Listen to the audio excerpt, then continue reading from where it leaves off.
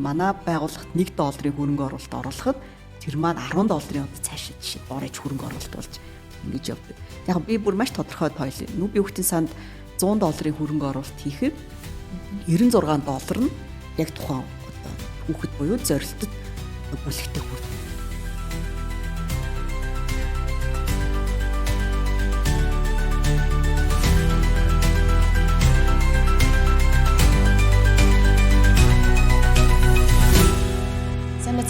Нэгдсэн үндэсний байгууллагын хүүхдийн сангаас та бүхэнд хүргэдэг подкастын маань ээлжид дугаар хүрэхэд бэлэн боллоо. За энэ удаагийн дугаарт бид нэгдсэн үндэсний байгууллагын хүүхдийн сангийн түншил хариуцсан мэрэгчлэн Майлтмаг оруулж байна. Танд өдрийн мэнд хүргэе. Баярлалаа. Өдрийн мэнд. За тэгэхээр подкастын эхэнд та өөрийгөө юу ч гэсэн үзэгчтэй, сонсогчтой танилцуулаач. Та ямар мэрэгчлээ хүн яг энэ байгууллагад орж ирэхээс өмнө ямар ажлын туршлагатай байсан бэ? Би болохоор Монгол Улсын их сургуулийн хууль зүйн сургуулийг төгссөн. Эрх зүйч мэрэгчлээ. За эрх зүйч мэрэгчлээс хүний эрхийн хуулийн чиглэлээр илүү гүнзгийрүүлж судалж явж байгаа юм мэрэгчлэн байгаа. Тэгээ нэгдсэн үндэсний байгууллагт орохоосоо өмнө бол илүү судалгаа, шинжилгээ, за мөн зөвлөх үйлчилгээний салбарт нэлээд ажиллаж байгаа. Тэгээд бизнес ба хүний эрхийн чиглэлээр мэрэгшээд сургууль сураад тэгээд хүүхдийн эрх ба бизнесийн чиглэлээр одоо хүүхдийн санд ажиллаж байна. Эрх зүйч мэрэгчлээ хүн яагаад одоо энэ партнершип тэ түншлэлийн бас мэрэгчлэлтэн болж бас энэ шилжилтийн талаар та танилцуулаач. Яг одоо энэ эрхэлж байгаа ажлын байр маань бол илүү хувийн хвшлийн одоо оролцогч одоо тийм нийгэмд байгаа хувийн хвшилд ажиллаж байгаа аж ахуйн нэгжүүд, за холбоод гэх мэт байгууллагуудаас хүүхдийн эрхийг таниулан сурталчлах ийм илүү чиг үүрэгтэй ажилтдаг би одоо. Тэгэхээр бас энд маань нөгөө миний бас сурч мэдсэн эрх зүйн одоо ер нь бол хүний эрх хүүхдийн эрх гэдэг маань бол тэр чигээрээ эрх зүйн харилцаа те олон улсын хуулиар болон дотоодын хуулиар зохицуулагддаг ийм харилцаа байдаг. Тэгэхээр энэ одоо эрх зүйн энэ нарийн гэх юм уу хиллэг одоо асуудлыг нэр томьёоллыг илүү хувийн хвшлэлээр буулгаад хувийн хвшлийн одоо өнцгөөс бас тайлбарлаж тэдний үйл ажиллагаанд шигтгэх. За тэгээд үүний дагуу бас үр дүнд нь илүү хувийн хвшлээс гарч байгаа одоо хөрөнгө оруулалт за нийгмийн хариуцлагын ажлууд маань хүүхдэд чиглэсэн байхад одоо зориулагдаж илүү ингээ хувийн хвшлтэй хамтарч ажилладаг. Тэгэхээр яг уу ажиллаж байгаа хамтрагчд маань илүү хувийн хвшил боловч хийж байгаа ажил манаас хууль эрх зүйн ажилтай манаас нэлээд уялддаг ийм ажил байгаа. Таны ажлыг илүү дэлгэрүүлж асуухаас өмнө бас нэг таны өмнөх туршлагатай холбоотой асуултыг асуух хэрэгтэй гэж бодож байна. За таны хувьд Монголд офисоос гадна Судан дахь нэгдсэн үндэсний байгууллагын хүүхдийн санд ажиллаж исэн юм туршлагатай. Миний санахын 2 жилийн өмнө та тэнд ажиллаж байгаад Судан зэвсэгт мөргөлдөн одоо иргэний дайн үүсээд наашаа та ирж чадахгүй тийм нөхцөл байдал үүсчихсэн. Тэгэхээр яг тийм зэвсэгт мөргөлдөөнтэй газар одоо хүүхдийн эрхийг хамгаалж ажиллахад ямар байсан тэр туршлагаасаа бас бидэнтэй хуваалцаач. За тийм миний хувьд бас одоо тий азтай химац гэх юм уу тий нэг ийм тохиолдол бол болсон. Яг нь энэ маань бол юг харуулж байгаа вэ гэхээр нэгдсэн үндэсний байгууллага бол өөрөө хүмүүнлэгийн тий байгууллага. Ялангуяа хүүхдийн сан бол хаана одоо нийгмийн болон байгалийн гамшигт аюулт үзэгдэл болснуудын хамгийн түрүүнд хүүхдийн сан за болон бусад нүүбийн агентлагууд бол хамгийн түрүүний одоо тий акцийг авдаг ийм байгууллага. За тухайд яг миний хувьд яг ийм дайн байлдаантай газар явна гэж бодож төлөвлөж ерөөсөө яваагүй. Судан улс бол тухайд их тайван замд шилжсэн. За яг уу цэргийн дэглэмтэйсэн. Гэхдээ ингээд арчилсан бас одоо тий засаг руу шилжих гээд ингээд нэлээм шилжилтийн үедээ одоо нааштай эрэг шилжилтийн үедээ явж исэн ийм улс байсан. За тухайд бол миний яг энд Монголд хийдэг ажил шиг адилхан тэнд бас Судан улсын хувийн хвшлүүдэд хүүхдийн эрхийг таниул сурталчлах. За ялангуяа Судан улсд бол нөө сургуульд хамрагдталт бол маш бага ийм улс байдаг хүүхдийн. Тэгэхээр энэ дээр бас хувийн хвшлүүдтэй хамтарч ямар сургуулийн энэ тэ одоо юм орчин үеийн буюу одоо мобайл ч юм уу тэ юм хөдөлгөөнд сургуулиудыг бид нар бий болгож болох уу гэдэг ийм төсөл төр би бас нэлээд анхаарч ажиллаж исэн. За тэгээ яг ажил маань нэлээд эд дундаа явж байхад бол яг энэ дайн эхэлж исэн. За яг мэдээж дайн байлдааны үед бол маш том хямралууд ерөөсөө тийм нүд ирмхийн зур үүсдэг. Ерөөс шууд хоол хүнсний тийм хомсдол, ус ундны хомсдол гээд нүбийн байгууллагын тухайд бол 1000 гаруй албаагч гэр бүлийн хамт одоо тэнд яг энэ хямралд ингээд зэрэг өртсөн орсон. Тэгтээ нүүбийн байгууллага ерөөсөө даа эхэллээ өөрсдөө ч тоггүй усгүй одоо хоолгүй ундгүй мөртлөө хамгийн түрүүнд л одоо компьютераа нээгээд одоо интернеттэй ажилуулад одоо шууд ажилдаа ингээд одоо миний хувьд бол яг нүдэрээ тэр бүхнийг бас те ингээд хараад яг тэр одоо үйл ажиллагаанд гар бие оролцоод ингээд явсан гэсэн үг.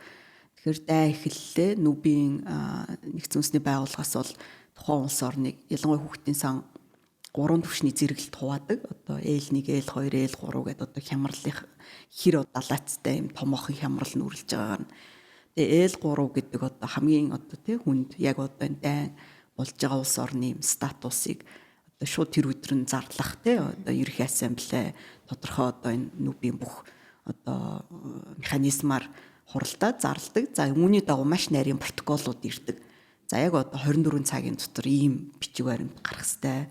72 цагийн дотор ийм бичиг баримт гарах ёстой. Нүүбийн хүүхдийн сан ийм одоо үйл ажиллагаа яаралтай авах ёстой гэдэг. Тэгэхээр одоо бид нар хичнээн өөрсдөө ингээд бөмбөгдүүлээ тий одоо ширээнд ороо бүгдээрээ ингээд одоо суугаа тий өөрсдийнхөө амийг аврах гад яйдаа гэж сууж исэн ч гэсэн тэр дороо л одоо ажилдаа орно.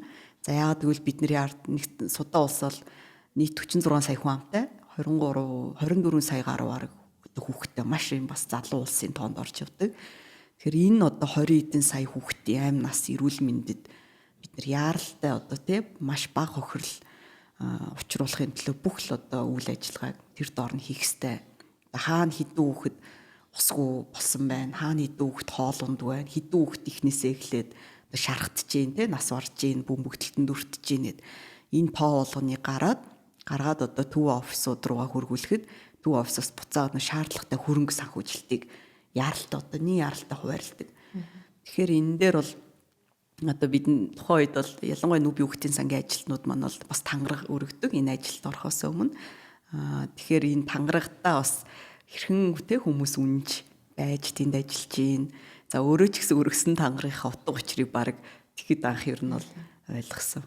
Бид нэр ингээл бичлэг дээрээс ч юм уу цахим сүлжээн дээр ийм хүнд хэцүү нөхцөлд байгаа иргэний дайнд байгаа улсын хүүхдүүдийг хараад за ингээл нэгдсэн үндэсний байгууллага очлоо гэл тийм л одоо юутай ойлголттой байдаг. Та тэгэхээр яг энэ нэгдсэн үндэсний байгууллагын одоо ажилтны хувьд яг тэр нөхцөл байдалд очиод ажиллахад ер нь нэгдсэн үндэсний байгууллага тийм нөхцөлд ямар механизмаар яаж ажилдгийг тэр талаараас хэлж өгөөч. Яг нь энэ бол өөрөө олон улсын эрх зүйгээр зохицуулагддаг те дайны үеийн эрх зүй гэдэг маш том юм. Нэгдүгээр шинжлэх ухааны судлагдах уу, хоёрдугаар дипломат ёсны бас юм том одоо өргөн цар хүрээтэй агуулга. Гэхдээ яг газар дээр бол дайн л бол дайн. Тэнд бол хэнийг ч одоо энэ нэгдсэн үндэсний байгууллага тий явж гин нэгдсэн үндэсний байгууллагын одоо хоол унд явж гин гэдэг тэр одоо ачааны машин их ч юм уу одоо зүгээр явуулна гэж байдгүй юм бэл. Тэнд хэнийг ч үл хамааран одоо бинийгаа тий ингээд дарахын тулд маш том ингээл юу явагдаж штэ ингээд хоёр талаас байлдаа явагдаж байна. Тэгэхээр тэр дундуур нэгдүгээр дипломат ёсоо бариад, хоёрдугаарт олон улсын эрх зүйгээ сахиад, за гуравдугаарт энэ тангарагтаа өргөсөн тангарагтаа ингээд те үнэнчээр ингээд ажиллана гэдэг бол маш асуудалтай. Одоо ч гэсэн бид нэр Суданд эхлэхэд хамгийн ихний өдөрхөд л манай нүүбийн 5 ажилтан ингээд шууд алагдчихж байгаа байхгүй тэнд. Тэнд бүр санаатаагаар нэгдүгээрт бол энэ бол нэг олон улсын анхаарлыг авах ерөөсөө хамгийн том асуудал. Тэгэхээс шууд Судан дайм болж интий хэр баргийн монгол хүн бол те бараг мэдгүй штэ олж сонсгочгүй те мэдээгээр ч нэг гарахгүй. Тэнгүүт энэ олон улсын нэгдүгээрт анхаарлыг авах, хоёрдугаарт энэ дипломат одоо энэ одоо хуулиас эрх зүйн зохицуултуудыг бид нар зөрчиж чадсан шүү гэдгээ одоо олон улс бас илэрхийлж юм нэлээд ширүүн үздэг. Яг нь ер нь бол дайм бол хоёр талтай. Нэг нь бол хоёр янз байгаад байна. Нэг нь улс хоорондын дайн тий. За энэ дээр бол яалчгүй улсууд бол бас олон улсын эрх зүй хэм хэмжээгээ тодорхой хэмжээнд бол дагаж мөрдөг нь бол харагдаж одоо Орос Украины дайн гэхэд нэгдсэн үндэсний байгууллагын зориулсан одоо хүмүүлийн коридор гаргах тий нэгдсэн үндэсний байгууллага болон дипломат албаагчдыг нэг яралтай одоо шилжүүлэхэд нь одоо тусалдаг ч юм уу тухайн улс орны засгийн газар. Суданд үүссэн дайн бол яг цэвэр нөгөө иргэний дайн буюу улс дотроо байлдаад байгаа юм дайн учраас тухайн улсд бол ямар ч удаа хариуцсан засаг гэж захиргаа гэж байхаа болцсон. одоо хин нь ерхийлэгч, хин нь ерхий сайд, одоо хин яг юу гэдгийг ч бүр ингээ мэддэг болчихж байгаа байхгүй. Тэгэхээр нөх хинтэй хамтарч хин тэр тухайн улсад бас хүүхдүүдэд тусламж хүрэхэд бол тодорхой нэг те тухайн төрийн нэг байгууллага түшиглэх хэрэг гарна да. Тэгэхэд ямар ч тийм түшиц одоо байхгүй. Тэгэхээр нүүбийн болон хүмүүлийн бүх ажилтнууд бие дааж энэ үйл ажиллагаа явуулах. Тэр дайн дундуур манай хүүхдийн сангийн за болон бусадын те одоо улаан загалмайч гэдэг хүмүүлийн байгууллагууд бүгдээрээ дайны тэр буун дундуур бөмбөгтөлтөн дундуур яваад ус ундаа хоол хүнсээ хүргээд буцаад явж байгаа байхгүй. Энэ дунд бол одоо л манай нүүбийн ажилтнууд бол өргөдөж байгаа, шархтж байгаа. Тэгэхэд одоо үүнийг үл хамааран ингээ ажилтдаг. За тэгтээ бид нар ажиллахгүй бол өөр хэн ажиллах уу гэдэг бол тэгээ үнэхээр бас тэрийг бол мэдэрсэн. Хүмүүс бас мэдмээр санагдчихж магадгүй. Та тэнцээ одоо хатцсан байсан гэж хэлж болох бах тийм. Яаж таныг буцааж авчрав? Тэр үйл явц бас эндх нэгдсэн үндэсний байгууллага дотор хэрхэн явагдсан бэ тэр үйл явц?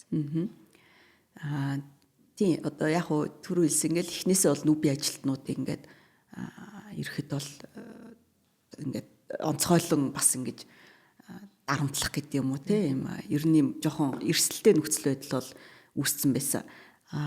Ялангуяа олон улсын одоо дипломат шууд элчин сайдын яамдууд нүүбийн байгууллагууд офисууд руу одоо шууд дайрч ороо тэнд байгаа иргэдийг алхаас ихсүүлээд барьцаалгач гэдэг юм уу юм нэлээ эрсдэлтэй нөхцлүүд үүссэн. Миний хувьд бол гэртээ тухайн үед бол одоо байж исэн. Тэгтээ гэрээсээ гарч чадахгүй ялангуяа манай одоо гэрээ ойр орчим бол яг ийм ширүүн нөгөө байлдаа явж исэн ийм одоо орчин байсан.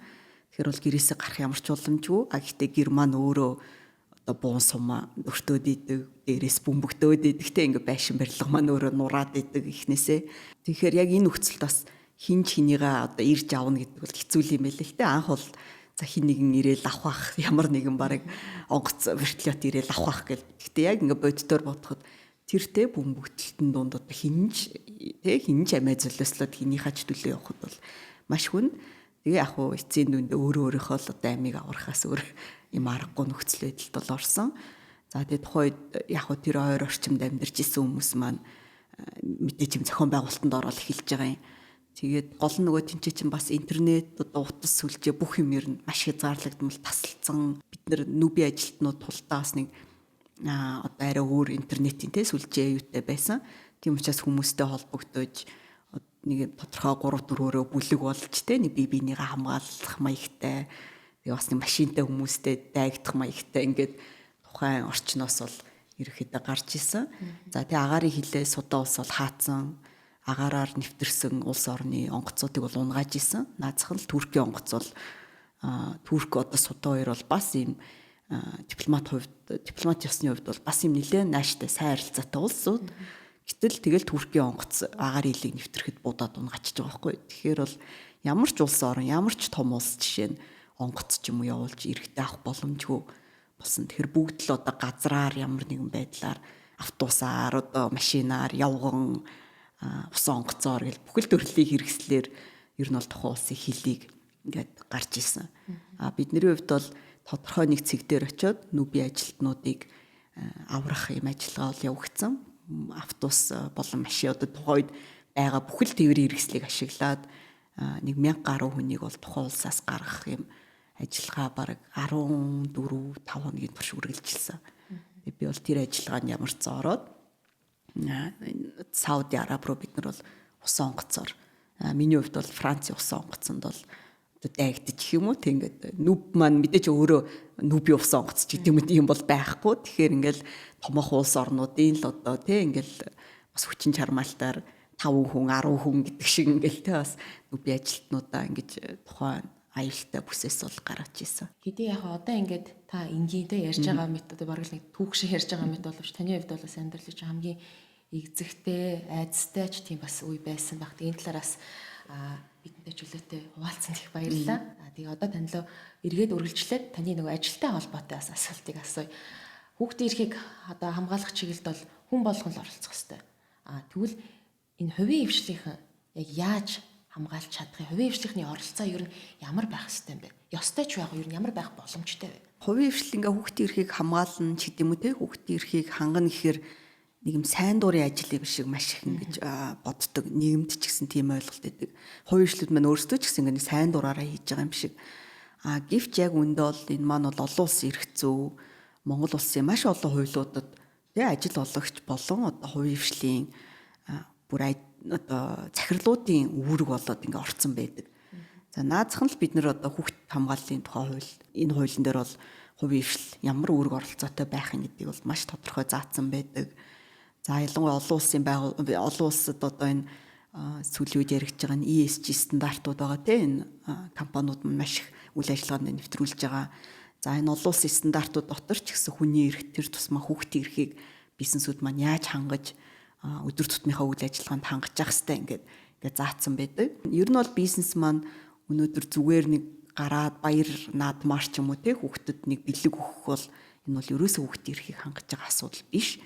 За ийм үе бол олон улсад байсан үйл байсан тийм. Ялангуяа 1950, 60, 70 онд бол тийм энэ бол өнөөдөр бол үнэхээр бол хоцрогдсон. Тэгэхээр одоо бол илүү бизнесүүд маань яг өдөр тутмынхаа үйл ажиллагаанд буюу нэгдүгээрт өнөөдөр хүүхэд тухайн бизнестэй яаж холбогдож байна гэдэг маш сайн одоо дүн шинжилгээ хийх хэрэгтэй байдаг. За бизнесүүд маань за бараа бүтээгдэхүүн үйлчилгээ гаргаж ийн гэхэд бид нэр одоо хүүхдэд зориулсан бид нар бүтээгдэхүүн гаргаагүй штэ гэдэг. Гэтэл наацхан л өнөөдөр цэвэр усны компани гэхэд өнөөдөр бөглөөнд нь жилд одоо хэдэн сая хүүхэд ахаж ингээд өгдөг байгаа байхгүй юу. Тэнгүүд өнөөдөр Англи одоо Европын улсууд жишээ нь хамгийн түрүүнд бөглөөг одоо усны савнаас нь салахгүй юм стандартыг тавьсан байж байна. Тэгэхэд компаниуд энийг шууд дагаж мөрдөж байна. Энэ маань зүгээр нэг юм бөглөөний л асуудал яригдаад байгаа боловч цаана ингээ маш олон хүүхдийн эрүүл мэнд амь насны асуудал яригдж байгаа. За маркетинг зар сурталчилгаагаар нөлөөлж байна. Өнөөдөр бид нар ямар нийгэмд амьдарч байна. Ерөөсөө л хүнийг одоо хүүхэд татахын тулд том хүн зориулж хийсэн одоо сахарын хэмжээтэй ундаа, тарг, йогурт одоо юу гэдэг тэрийгэ хүүхдийн юм шиг зар сурталчилж эсвэл хүүхдэд бүр сайн юм шиг эсрэгээр ингээ сурталчилж байгаа жишээтэй. Энийг бол одоо хоригдж эхэлж байгаа маш олон улсууд байна. За заавал хуулиар хориглохгүй ч гэсэн бизнесүүд өөрсдөө энийг ухамсарлаад өөрсдөө одоо commitment буюу үүрэг амлалт өгч байгаа бас маш олон бизнесүүд байна. За гурав дахь гол үндсэн хүүхдтэй одоо харилцаанд орж байгаа асуудал бол ажилтныхаа ажилтнаараа дамжуулж. Таны ажилтан өнөөдөр ажил дээрээ 12 цаг буюу 8-аас дээш цаг ажиллаад байна гэдэг бол тэнд түүний ард хүүхдийн эрх зөрчигдөд байна л гэсэн үг. Тэнд эцэг ихгүй, наазах нь хоол ундгүй, хараа хяналтгүй хүүхдүүд өнөөдөр гэртээ болон гэрийн гадна байж гин гэсэн үг шүү дээ. Тэгэхээр энэ маань бол яг үндэ ажил олгогчийн бас үүрэг мөн үг гэвэл мөн. Танай ажилтны хүүхэд өнөөдөр хөгжлийн бэрхшээлтэй байна уу? Танай ажилтан өнөөдөр хэдэн хүүхэдтэй байна? Танай ажилтан өнөөдөр хүүхэд нь ямар нэг асаргаа шаардлагатай байна уу? Хүүхэд нь өнөөдөр хар хөнгөө гэртээ байна уу? Өвдцэн эмнэлэгт эсвэл хэвтэж гин үү гэдгийг ажил олгогч ялангуяа хүний нөөцийнхээ ажилтнуудаар дамжуулж үнийг тогтмол хянж одоо мониторлж за түүнд нь шаардлагатай тусламж дэмжлэгийг бол ажилтнуудаа үзүүлж авах ёстой байдаг. Энэ бол одоо хөдөлмөрийн хууль, хүүхд хамгааллын хууль гэх маш олон хуулийн дээр бол заагдсан. Гэвч өнөөдөр энийг манай ажил олгогч нар маань нэгдүгээрт бид нар манай одоо оффист манайх бол хүүхдийн хөдөлмөр байхгүй ч гэдэг юм уу те. Манай оффист ямар ч хүүхэд байхгүй. Манай бүтээгдэхүүн үйлчилгээ ямар ч хүүхдэд зориулагдаагүй ч гэдэг ингээ хүүхдтэй бол ерөөсөө өөртөө ямар ч хамааралгүй гэж ойлгоод байдаг.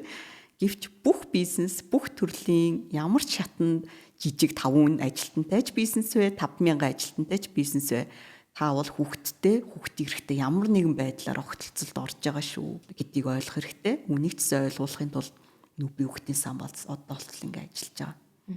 Та сая хэллээ шүү дээ. Ерөнхийдөө яг 40-50 жилийн өмнөхийг бодоход энэ шилжилт бас арай өөр болж байгаа. Тэ хүүхдийн төлөө бас энийг ухамсарлаад хийж байгаа гэдэг. Тэгвэл яг одоо Монголд нэгдсэн үндэсний байгууллагын хүүхдийн сантай ямар компаниуд хувийн хвшил хамтарч ажиллаж байгаа. Тэгээд яг ямар ажил хийж байгаа юм бэ? За компаниуд маань бас дараагийн шатанд ингээ нэлээд гарч байна. Ялангуяа энэ түрүү хэлсэн ESG стандартаа оруулаад тэгэхээр компани маань өөрийн гэсэн тодорхой одоо бодлого, стратегид хүүхдийн эрхийн асуудлуудыг оруулж ирж байна. За ажилтнуудынхаа хүүхдүүдийг бид нар яаж хамгаалах уу, хангах уу? За мөн хэрэглэгчдийн дотор хүүхдийн сегментүүд байгаа бол бид нар яаж тэрийг хангах уу? За мөн бусад нийгэмд одоо энэ одоо хүнд нөхцөлд байгаа энэ хүүхдүүдэд бид нар яаж хүрч ажиллах уу гэдэг дээр ингээд бас ийм стратеги төлөвлөлттэй ажилтдаг болоод эхэлж байна л да. Энэ маань мэдээж маш олон талуудын хүчин чармаалт. Гэхдээ энд бол нүүбийн хүүхдийн сангийн оруулсан хүчин чармаалтаас маш их байгаа. Бизнесүүд маань ийм арай өөр төвшөнд ажиллах болсон. За одоо би зүгээр нэг жишээ хэлэхэд нүүбийн хүүхдийн сан аль бие усны хамтын ажиллагаа эхлүүлсэн байгаа бизнесүүд гэхэд бол одоо Хаан банк байна. За Монполимет групп байна. За Номын холдинг байна. Тесо корпорац гэдэг ингээ Монголын томоох одоо баг ихний 10-т багтах те энэ бизнесүүд. За энэ бизнесүүд маань бол одоо амар их мөнгөтэй дөөч юм уу те ингээд бас яг энэ ажлуудыг хийгээд байгаа юм биш. Яг энэ өөрсдийнхөө бодлого шийдвэр стратеги тусгацсан.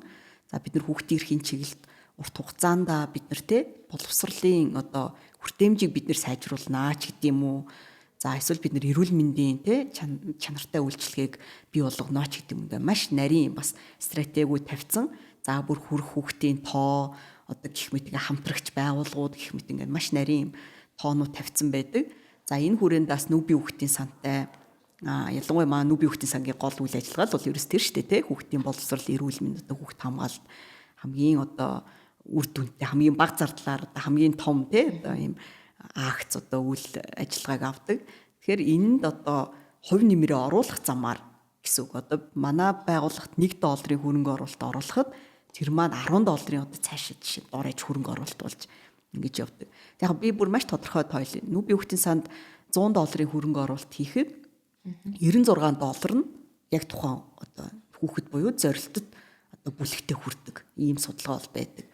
За мөн нүүбийн хүүхдийн сангийн нийт одоо хөрөнгө оруулалтыг үзэхэд 45-аас 49% нь зөвхөн хувийн хвшлээс орж ирж байдаг. За энэ бол манай олон улсын тийм талан шахуу. Тэгэхээр одоо энэ бүх одоо бидний сайн мэд Google, Microsoft одоо юу гэдэг те энэ бүх том одоо компаниудын нэрийг хэлж болно. Бүгдээрээ одоо өөрсдөө нэг юм санаачлаад ч юм уу те за бид нэр хүүхдээ ирэхэд хөрөнгө оруулах гэж ингээл гараад нэг юм хийхээс илүү яг тухайн чиглэлээр мэрэгсэн байгууллагт нь ерөөсө хөрөнгө оруулалт хийчихдэг. Тэгэхээр энэ маань өөрөө тухайн байгууллагын хүсээд байгаа те одоо үр дүн бүр хүснээсээ илүү арга те хэд дахиж хэд одоо нугарч нэг хүүхдэд одоо тухайн байгууллага хүрэхээсэн бол нүүбийн хүүхдийн сантай ажилласнаар 10-аас 20 хүүхдэд дор ээж тэр үр дүн хүрч идэг ийм бас одоо хөрөнгө оруулалтын үр өгөөж гэх юм одоо бизнес талаасаа те мэдээж бизнесийн одоо эрхэлдэг хүмүүс маань үр өгөөж л нийгмийн хариуцлагч гэсэн үр өгөөж нь хардаг те мэдээж ашиг орлогч байсан үр өгөөж нь хардаг. Тэгэхээр үр өгөөж талаасаа ийм байдаг учраас бизнесүүд маань эхнээсээ бас нүүбийн хүүхдийн сан за зөвхөн нүүбийн хүүхдийн сан гэлтгүй те одоо хүүхд эрхийн маш олон байгууллагуудтай хамтарч ажилладаг юм бас маш юм одоо сайхан соёл бол манай улсад нэлээд тогтож эхэлж байна. За тэгвэл энэ нийгмийн сайн сайхны төлөө хувийн хвшлийнхний хөрөнгө оруулалтыг татах зорилгоор татварын 1% буцаа олголтыг бас хэрэгжүүлж эхэлсэн. Үүнийг та хэрэг үр дүнтэй гэж бодож байна. За тийм энэ бол яг уу товчхондоо бол бизнес маань за жилд 500 сая орлого олдог байлаа гэж бодох те. За 400 сая нь бол үндсэн үйл ажиллагаанд зарцуулаад за ингээд 100 саяын төгрөгийнхөө одоо ашигын ашигын албан дотор төлж байгаа шүү дээ. За ингээ 10% буюу нэг 10 сая төгрөгийн татвар төлөх хэрэгтэй байлаа нэг компани те. Гэдэг компани. За үүнийхээ нийт орлогынхоо 1% хүртэл буюу 5 сая хүртэлх төгрөгийг бол одоо нийгмийн хариуцлагын юм арга хэмжээ зориулж болно гэд ингээд ийм энэ бол мэдээж маш зөв ашиглагдах юм бол маш зөв нааштай хууль. За тэгтээ мэдээж хууль маань дөнгөж одоо шин тутам байгаа учраас маш олон тодорхойгүй байдлууд бол үүссэн байгаа.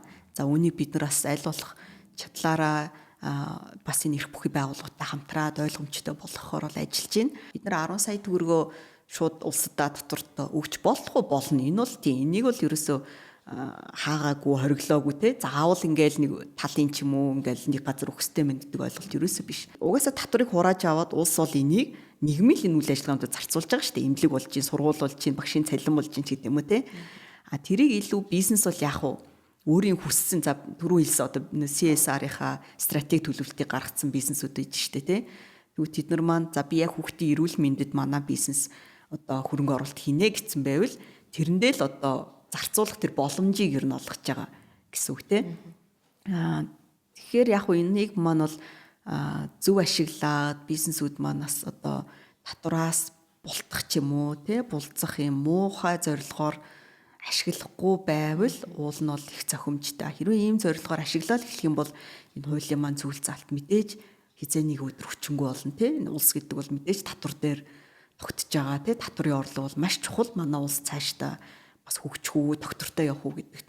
Тэгэхгүй ингээл татварын орлого багасаад идэг. Гэтэл нөгөө компаниуд маань энийг тий буруу зүйл зарцуулаад эсвэл одоо тий ингээд байвал энэ маань бас юм жоохон эрсдэлтэй байгаа. Одоогоор бол бизнесүүд маань эхнээсээ энэ хуулийн зүйл заалтыг зөв ашиглаад одоо нүб юхтийн сантаас сургуулийн барилга байгууламжууд барих, багшийн үр хэмжээг сайжруулах, за мөн одоо манай таблеттай багш хөтөлбөр буюу хүүхдийн боловсролын үр хэмжээг хөтөө орон нутагт одоо үр хэмжтэй болох гэдээ маш олон хөтөлбөрүүдэд эхнээсээ хөрөнгө оруулалт хийгээд эхэлсэн байна. Хүүхдийн сан хөрөнгө оруулалт татах зорилгоор тусдаа өөрсдөө бас гала хандийн тоглолтыг хийж эхэлсэн сүүлийн жилүүдэд. Эндээс босгосон хөрөнгөөр тэгвэл ямар ажил хийгдсэн байгаа. За мөн цаашдаа хийгдэх үү? Нүб юхтийн сангийн гала арга хэмжээ бол олон улсад бол маш юм алдартай арга хэмжээ байдаг. За та бүхэн магадгүй интернет рүү харахад бол баг бүхий л бидний мэддэг бүх одууд бүр энэ маань бүр одууд маань баг ингээ очрлоод ичдэг. За энэ жил одоо тэр одыг өрнө, дараа жил таныг өрнө ч гэдэг юм уу те. Энэ бол өөрөө энд оролцсон гэдэг бол ерөөсөө маш том юм нэр хүндийн хэрэг те. Хүмүүнлэгийн ажил би гар бие оролцдог шүү гэдэг удаас юм тухайн улстай харуулдаг юм бас томоохон юм арга хэмжээдэг. За манай улсд болохоор бид бүхэн 3 жилийн өмнөөс эхлээд бас энэ арга хэмжээг хийж эхэлсэн.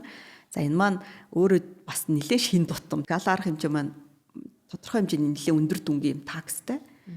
Гэхдээ ирээд бас яг өөршгөө хүүхдийн төлөө зүрх сэтгэлтэй хүмүүстэй нэг оройг хамтдаа өнгөрүүлээд маш гоё юм үд шиг бас тийм дурсамжтай үд шиг өнгөрүүлдэг. За түүний ард нүб хүүхдийн сан энэ бүх цуглуулсан мөнгөөрөө за тухайн үйл ажиллагааны зардалд бол баг бүгдийн сайн дурын үндсэн дээр бид нар босгодог. Манай одоо арга хэмжээ хийж байгаа газар маань хүртэлтэй одоо энэ спонсордог.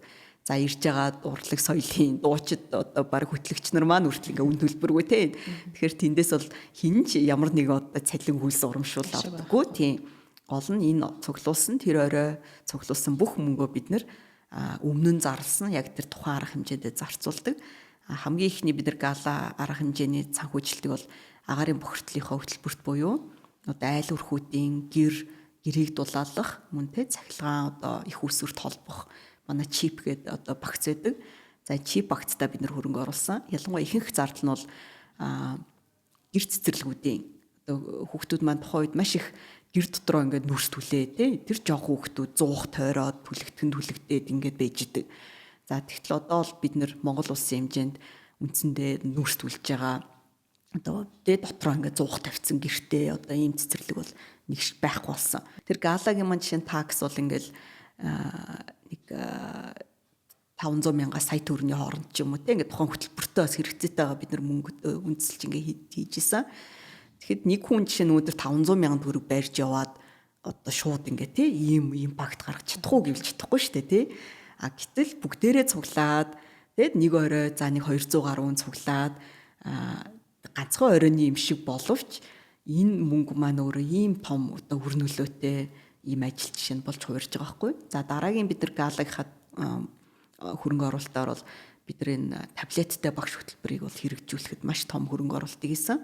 Энэ маань бол аслагдсан ялангуяа сургууль цэцэрлэгээс хол байгаа. Цэцэрлэгээс ялангуяа хол байгаа одоо малчин өрхүүдийн хүүхдүүд за мөн хөлийн цэрэг дээр байгаа те ингээд хилчтийн хүүхдүүд гэх мэт энэ аслагдсан хүүхдүүдэд багш нь өөрөө очиж сургуулийн өмнөх боловсролыг олгодог. Маш том хөтөлбөр одоо энд явж байгаа. За энэ маань зүгээр л нэг удаагийн энэ мөнгө цуглуулснаа бид нар хийсэн ажил ерөөсөө биш. Энэний ард бүх хууль эрх зүйн зохицуулалт нь одоо боловсролын хувилбар хөтөлбөрүүд гэдэг энэ дотор орцсон. За мөн тухайн орон нутгийн тэр багшийн бүх одоо унаа одоо цалин хангамж бүх зүйлийг шийдвэрлэлцэн ингээ бүх систем бүрдсэн юм ажил. Тэгэхээр бид нэр өнөөдөр зүгээр тухайн бас иргэн 500 мянган төгрөгөөр ганц таблет авч өгөөд нэг хүүхдэд авчиад өгөх бол нэг асуудал те. Гэтэл энэ маань өөрөө тэр олон багшийг за нэг багшийн таблетыг бид нар авч өглөөгээд тэр багш тухайн жил хэдэн хүүхдэд хүрэх үү? Хэдэн хүүхдийн бид нар одоо наазах нь үзэг барьж сурах те тоо бодох одоо сургуульд орох тэр те бэлтгэлийг тэр 4 5 6 настай хүүхдүүд хийж өгч болох уу гэд энэ бас үр нөлөө маш өндөр. Бизнесүүд маань мэдээж томоохон хэмжээний боломжтой ингээ хөрөнгө оруулалтыг хийгээ те татвартайгаа уялдаад ингээ явж байна. Гэтэл хувь хүнийхээ зүгээс Монголд маш их байдаг те би нэг ингээ хүүхдийн төлөө юм иймээр байна. Юу ийх вэ? Би одоо надаа 1 сая төгрөг байна ч гэдэг юм уу те. Энэ мөнгө одоо бас хамгийн ухаалгаар зарцуулах юм боломжийг бид нэр ингээд олгож байгаа ийм бас арга хэмжээ байдаг. За подкастын маань цаг бас дуусах төгч. Тэгэхээр танаас сүүлийн асуултыг асууя. Хувийн хвшил болон хүүхдийн эрх одоо хүмүүнлэгийн яг энэ гол холбож ажиллаж байгаа гүүр болох хэвд та яг хувийн хвшлийнхэн тандаж энэ хүүхдийн эрхийг хамгаалах чиглэлд яаж ажиллал илүү одоо зохистой гэдэг ийм зөвлөгөө өгч чадах вэ? За ерөөсөө л нэг л зөвлөгөө тэр нь бол мэрэгжлийн байгууллагуудтай нь ажиллаач гэдэг л зөвлөгөө тийм. Энэ бол зөвхөн одоо хүүхдийн сан гэж хэлж байгаа юм биш те. Манай улсад маш олон хүүхд хамгааллын чиглэлээр гэл явуулж байгаа төрөмс агуулга зөндөө байна. Тэр төрөмс агуулгууд бүгд талаас хөрөнгө санхүүжилтийн асуудалтай тийм ингээл 10 хүүхдэд хүрэх байсан бол 20 хүүхдэд ажиллаа хүргэх юмсан гэл ингээд явж байгаа. Заавал өөрсдөө гараал өнөөдөр тэнд одоо би улаанчулуутын хогийн зэг дээр байгаа хүүхдүүд те хоол өгч чинь гэл нэг өдөр хоол өгөхөөс илүүтэй яг тэр улаанчулуутын магадгүй хогийн зэг дээр нь ажиллаж байгаа тэр байгууллагуудад те яг тэр мөнгөө өгөхөд тэр мөнгө маань өнөөдөр зөвхөн нэг өдрийн хоол биш магадгүй те хүүхдийн сарын жишээ нь хоол болж хувирах ийм бас боломж байдаг шүү. Энэ бол маш жижиг жишээ те. За томоохон бизнесүүд маань бол түрүүний хэлсэн шиг манай одоо хамтрагч байгууллагууд бол хүүхдийн эрхийн чиглэлд гаргасан стратеги одоо бичиг баримт бүх юм ингээд олон нийтэд бас нээлттэй тавьсан байдаг. Тэднийг бас хараад болохгүй бол дагаад ураагаачлалтгүй бичиг баримтуудаа тий өөрчлөөсэй. Бичиг баримт дээр хүүхдийн эрхийг тусгацсан байна л гэдэг бол тэр байгууллагын үндсэн үйл ажиллагаа тий бичиг баримтаа дагаад цаашаа хүүхдийн эрхэд дээлтэй. Хүүхэд ер нь бол хүүхдэд дээлтэй гэдэг бол нийгмийн бүх хүнд дээлтэй. Одоо үүднийхээ шат довжоог та хүүхэд 3 настай хүүхэд алхаж чаддаг хэмжээнд тавьсан байна гэдэг бол тэр бол 80 настай хүн, 8 настай хүүхэд бүх хүн тэр таны довжоон дээр ямар ч сан бүдрээд унчихгүй одоо хүл гараа гимтэйчгүй л явна гэсэн үг шүү дээ тий. Тэгэхээр хүүхдийн эрхэд одоо та ээлтэй бизнес явуулна гэдэг бол бусад бүх нийгмийн бүх оролцогчдын эрхийг хангаж байгаа ерөөсөн маш том шалгуур үзүүлэлт. Тэгэхээр бизнесүүдтэй одоо тийм л зөвлөгөөгөө хүргэмээр байна. Цаг гаргаж манай подкастт оролцсон танд их баярлалаа. Таны хүүхдийн төлөө цаашдын ажил тасалж өгсөн. Баярлалаа.